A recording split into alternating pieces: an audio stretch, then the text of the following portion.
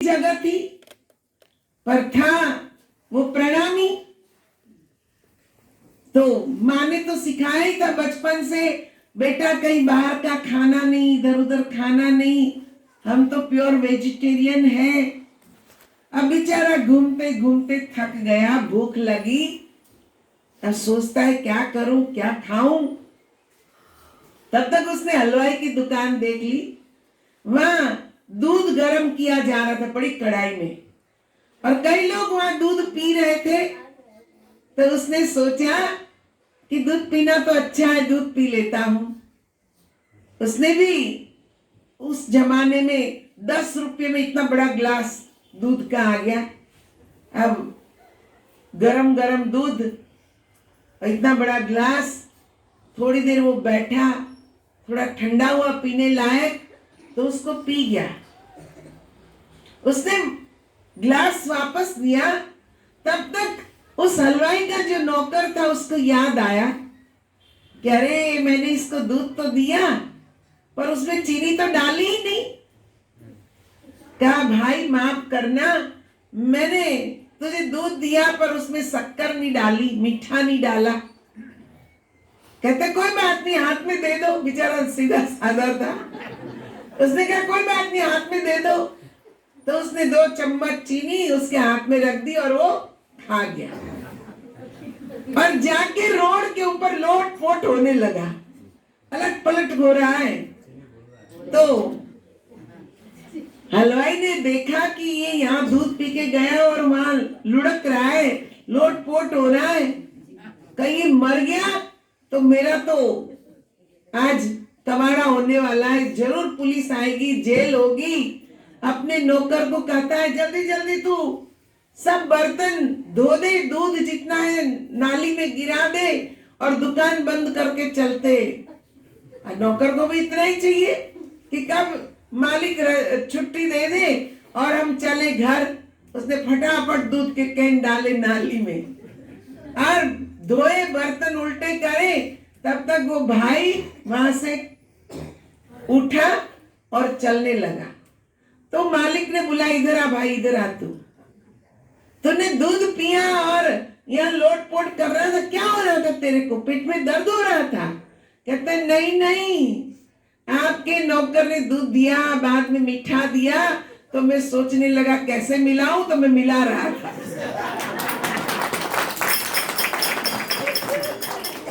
अब देखो, पहले पूछा होता तो, पहले नहीं पूछा, सारा दूध नाली में गिरा दिया और तब जाके पूछा तो वहां लोग थे, वो भी आपकी तरह हंसने लगे। वहां संत भी खड़े थे, तभी उन्होंने कहा बिना विचारे जो करे सो पाछे पछताए, काम बिगाड़े आपने और जग में होत। अगर पहले ही सोचा होता, विचारा होता तो काम नहीं बिगड़ता। एक तो दूध भी गया, नुकसान भी हुआ और लोगों ने मजाक भी उड़ाई कि कैसा मूर्ख है, पहले पूछा नहीं और दूध नाली में गिरा दिया, कितना नुकसान कर दिया, है ना। तो केवल वही हलवाई मूर्ख नहीं है, हम सब ऐसे ही हैं। हम भी बिना विचारे काम कर रहे हैं, सोच नहीं रहे कि हम क्या कर रहे, कौन सी भक्ति कर रहे हैं। हम जो कर रहे हैं उससे मुक्ति मिलेगी कि नहीं, मन को शांति मिल रही है कि नहीं, आनंद मिल रहा है कि नहीं, ये हम सोचते ही नहीं है, बस करे जा रहे, करे जा रहे। आज भगत जी, मैं जब रास्ते में हम आ रहे थे तो मैंने कहा सोच समझ के काम करते तो परेशानी नहीं होती इतनी। इसी रास्ते से हम कहते कि हेटोड़ा से काठमांडू गए, काठमांडू से वापस इसी रास्ते से आए, फिर इस रास्ते पे आए, कितना नुकसान हुआ, आना जाना, परेशानी, डीजल, गाड़ी, सब कितना कितना हमने नुकसान किया। पर सोचा होता तो सबका फायदा होता, है ना। पर हम बिना सोचे जब कोई काम करते हैं तो अपना तो घाटा होता ही होता है, पर दूसरों का भी बहुत नुकसान होता है। बिना सोचे समझे भक्ति करो, अपना तो नुकसान है ही है। तो भाई मुझे कहने लगे, यहाँ चितवन में तो एकादशी को सत्संग होता है, आज एकादशी है, एकादशी को ही करना चाहिए। मैंने मन में सोचा, एकादशी क्या है, इनको पता है क्या? एकादशी क्या होती है? क्यों करते एकादशी? कभी सोचा आपने क्यों करते एकादशी? मैं भी एक दिन कहीं ऐसे एकादशी में चली गई सत्संग करने, मुझे पता नहीं था एकादशी है। उसने वो बहन कहती है, ओहो मैं तो कितनी भाग्यशाली, आज एकादशी और मेरे घर में संत आए और सत्संग होना है, बहुत खुश हो रही है। फिर वो मुझे पूछती है कि आपने एकादशी की? मैंने कहा कैसे करते हैं? कहती है आज व्रत रखते हैं, फलाहार करते हैं। तो मैंने कहा हाँ मैंने की। वो कहते कैसे किया आपने? मैंने कहा 3 टाइम खाना खा के, क्योंकि शाम का सत्संग था, रात का। तो मैंने कहा 3 टाइम खाना खा के की। मैंने कहा आपने की? कहती हाँ मैंने भी की। मैंने कहा आपने कैसे की? कहती है सुबह में उठी, नहाई धोई, फिर मैंने एकादशी की कथा पढ़ी और उसके बाद 1 लीटर दूध पिया। मैंने कहा फिर तो जरूरत नहीं पड़ी होगी ना? कहते नहीं 10 बजे मेरे पति ऑफिस जाते हैं, तब मैंने उनके लिए जब टिफिन बनाया तो उस समय मैंने भी अपना फलाहार बनाया। मैंने कहा क्या बनाया?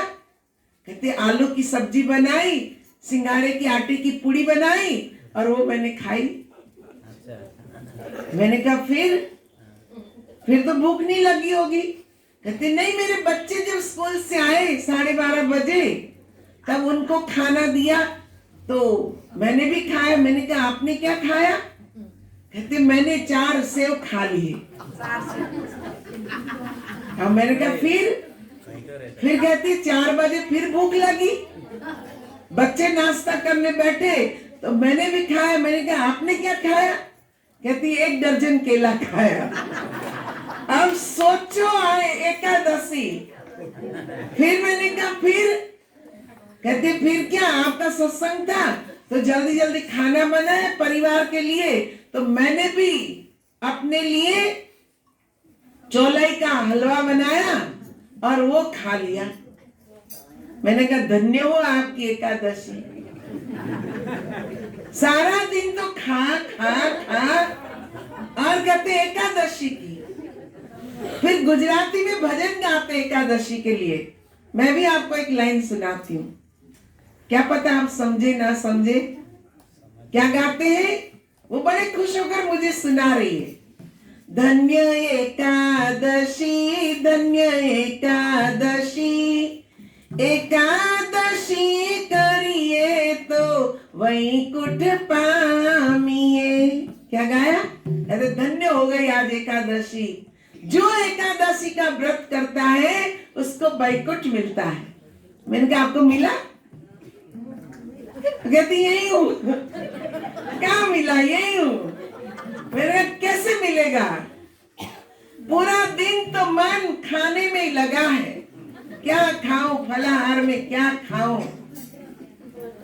कल हमारा विपिन भी बता रहा था, फलाहार में ये बनता है, वो बनता है, फलाना बनता है ना। तो हम व्रत तो रखते हैं पर सोचते हैं कि आज व्रत में क्या खाया जाए, तो ये व्रत नहीं हुआ। एकादशी का मतलब होता है एक ही दिशा। उसकी कथा आती है कि जब मई दानव नाम का एक राक्षस था, बहुत परेशान करने लगा सबको, तो सारे देवी देवता गए भगवान विष्णु के पास और कहा प्रभु